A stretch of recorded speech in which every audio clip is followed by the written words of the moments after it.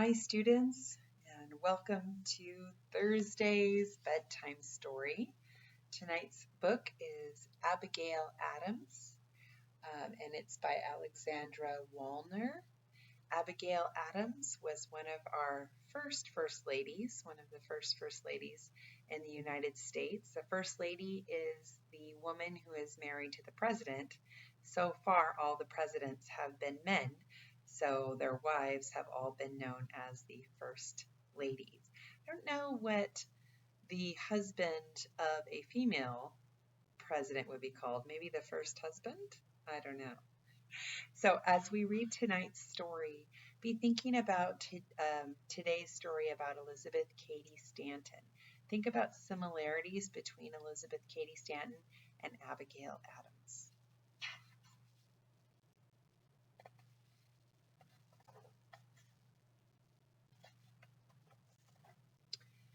Abigail Smith was born on November 11th, 1744, to the Reverend William and Elizabeth Quincy Smith. But Abigail lived with her parents, her brother William, and her two sisters, Mary and Elizabeth, near Boston in Weymouth, Massachusetts. Abigail always asked many questions. She was curious about everything and wondered what the world outside her family was like. As Abigail grew older, she begged to go to school, but her mother said no. Only her brother was allowed to go. Abigail thought this was terribly unfair. She was taught reading and writing at home, but her mother felt housework was more important. It was the first time Abigail knew that girls did not have equal rights. Abigail spent many hours reading in her father's library. She would also sit there listening to visitors talk about politics and local events. The library became her school.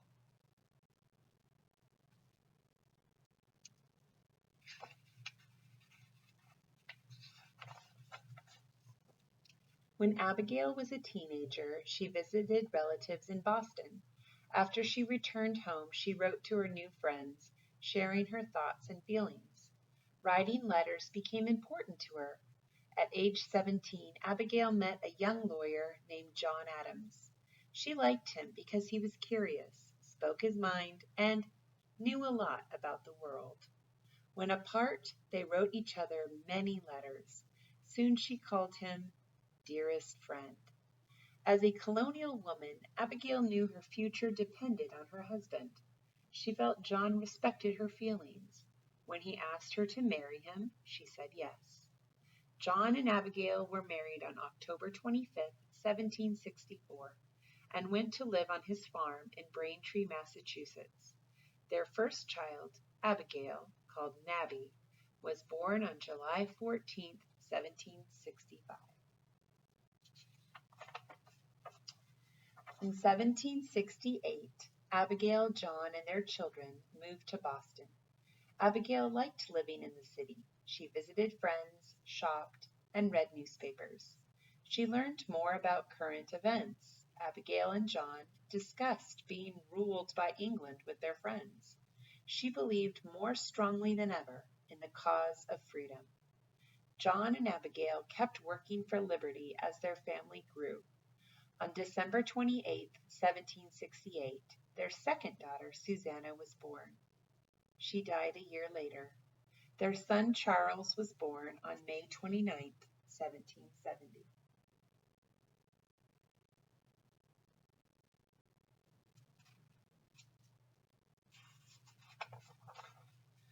John was elected to the Massachusetts legislature, which was fighting against British rule.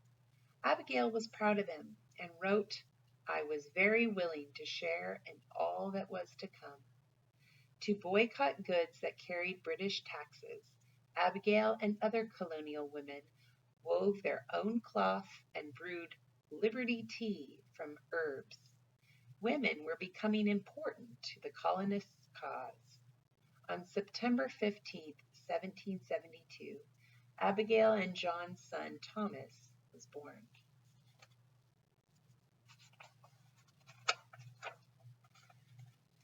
In 1775, The battles of Lexington and Concord marked the beginning of the Revolutionary War. Many people fled Boston, afraid the city might be attacked. Some passed Abigail's farm. She crowded them into her house and barn, giving them food and shelter. She wrote, "The house is a scene of confusion." Abigail saw the terrible battle of Bunker Hill. She wrote of it to John. He showed her letters to General George Washington and other leaders. Through her words, they felt the people's suffering.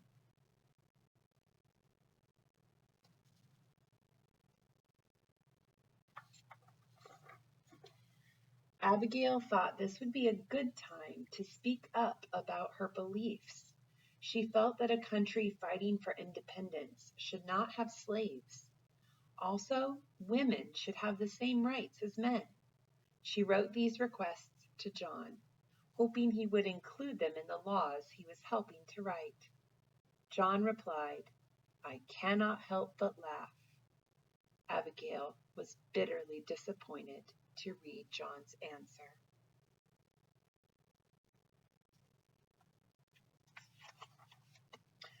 On July 18, 1776, the Declaration of Independence was read in Boston. It stated that the colonies were free from British rule, but sadly, it ignored the freedom of slaves and the rights of women.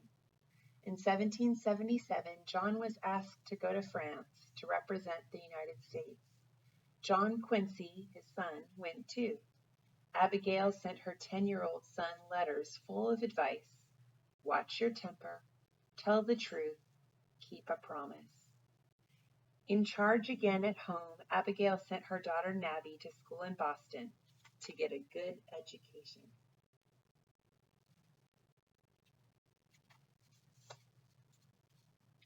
John returned home, but he left again for France with both John Quincy and Charles. John and Abigail missed each other, and in 1784 she joined him. Abigail believed that helping her husband was her most important job. She gave wonderful dinner parties and talked about politics. Later, John was made ambassador to England. In 1788, John and Abigail came back to cheering crowds in Boston Harbor. The next year, George Washington was elected the first president of the United States, and John Adams was elected vice president.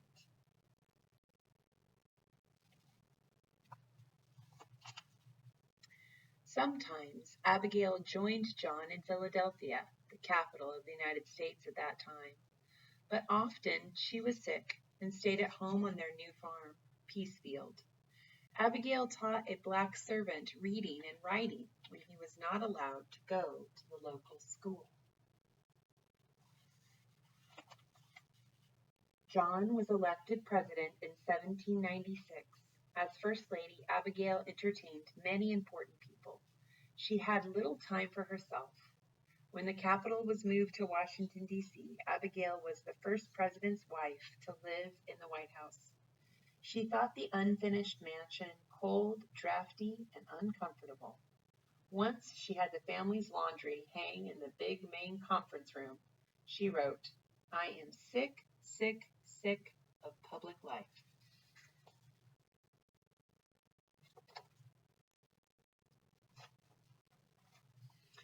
When John was not reelected in 1800, Abigail was glad to return home.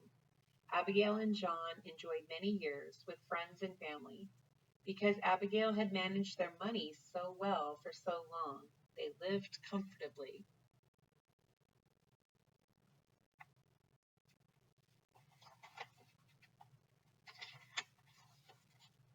Abigail died on October 28, 1818. She had believed her most important role was that of wife and mother, but she also spoke up against slavery and for women's rights. She wrote, "I will never consent to have our sex considered an inferior point of light." And his little short author's note at the end, it said more than 2,000 of Abigail's letters have survived, showing her spirit and courage. Her son, John Quincy, became the 6th President of the United States in 1824. Part of Braintree was renamed Quincy during Abigail's lifetime. Peacefield is now a museum. The parsonage in Weymouth, where Abigail was born, is also a museum. So, several books this week have talked about the word cause, a cause. A cause is something that you believe in and that you're willing to fight for. The people who first founded this country believed that this country should be free and able to govern itself, and that was their cause. And Abigail Adams was a part of that. For your journal, earlier or last night, I gave you the advice in class that you could compare and contrast Dolores Huerta and Cesar Chavez with a double bubble. For your journal tonight, you can compare and contrast Abigail Adams and Elizabeth Cady Stanton. Think about what the two women believed, even though they lived at different times, and think about what was important to them. And then also think about how their lives were different and the roads that they went down were different as well. All right, students, this will be our final good night story, bedtime story for the week, since tomorrow is a day off for you. So do take time tomorrow. If you haven't finished your reading plus in Lexia, if you haven't finished AR reading, do take time to do that so you can have a complete week. And this is an AR book, as well as all the other books that we've read for our bedtime stories this week. So please feel free, if you were paying attention, to try the AR quiz. Of course, you can also read books on Mayan as well. All right, I'll see you next week.